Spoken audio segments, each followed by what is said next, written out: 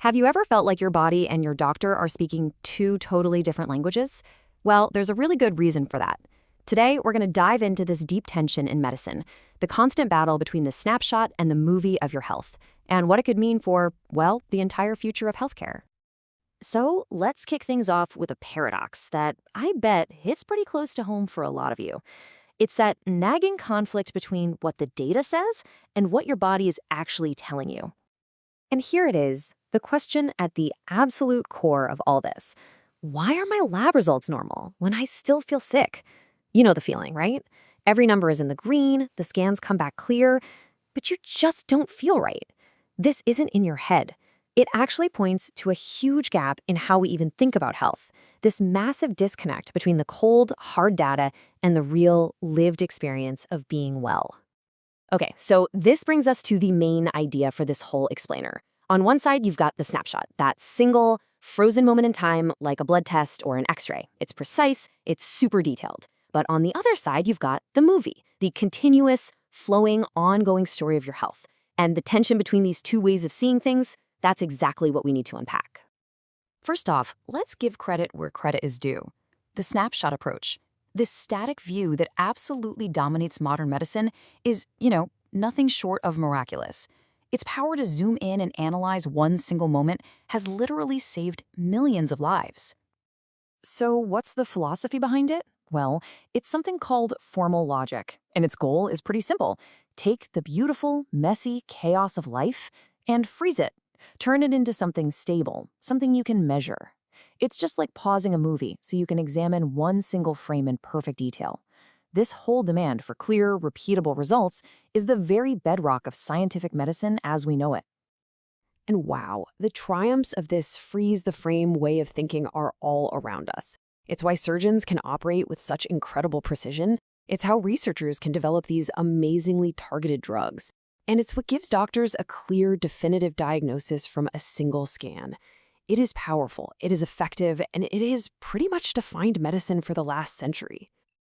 But, and this is a huge but, here's the crucial pivot, and it's captured perfectly in this quote. The slice is the entrance to life, not the answer. You see, that snapshot, that slice of time, it's just the doorway. It's not the whole house. Because life, after all, isn't a single frame. It's a process. It's a movie. All right, so if the snapshot is one side of the coin, what's on the other? Let's turn to the wisdom of the movie. Because if modern medicine perfected the art of the snapshot, other traditions, like traditional Chinese medicine, have always been more focused on watching the entire film.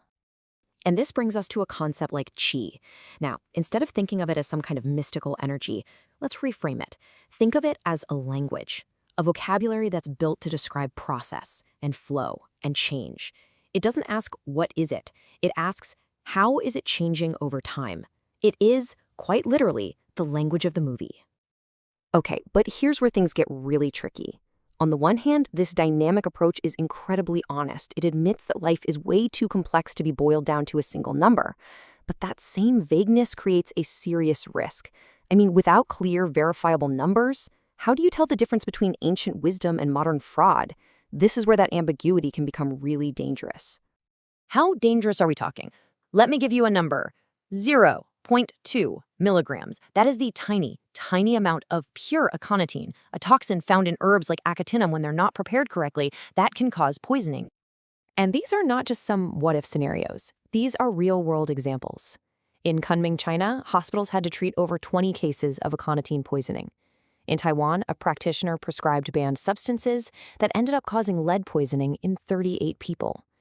So here's the crucial point.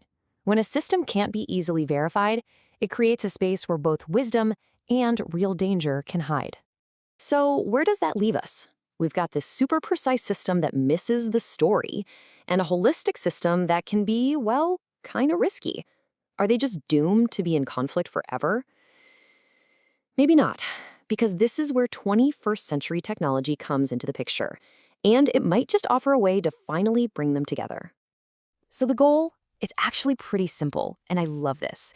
We need to find a new way of seeing health that gives scientists the hard evidence they crave while leaving charlatans with absolutely nowhere to hide.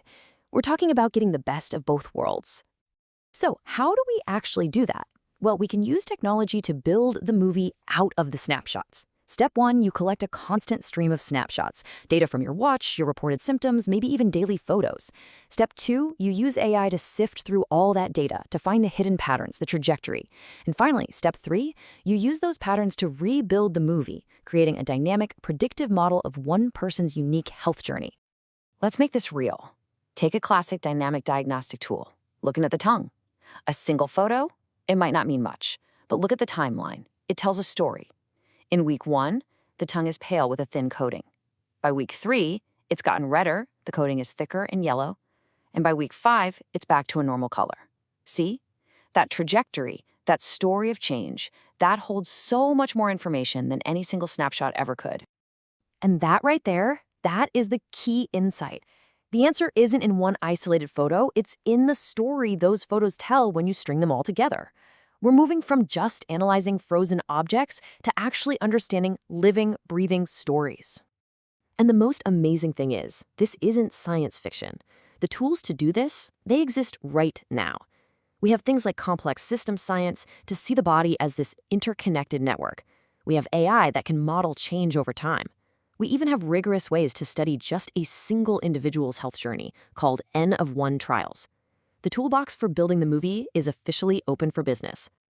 So when you put it all together, what does this actually mean for the future? Well, it signals a pretty profound shift. It's like we're starting a whole new chapter in how we think about the purpose of medicine itself. What we're talking about is a true paradigm shift. We're moving away from seeing the body as a machine with broken parts, where the doctor's job is to be a mechanic, and we're moving towards seeing the body as a living system, a flowing process that sometimes just needs to be gently guided back into balance. It's this fundamental shift from being a repairman to being a guide. Which leaves us with this one final thought to chew on. What if the future of medicine is less about being a mechanic, trying to fix a machine, and what if it's more about being a river guide, understanding the currents, anticipating the changes, and just helping the powerful process of life find its own way back to health?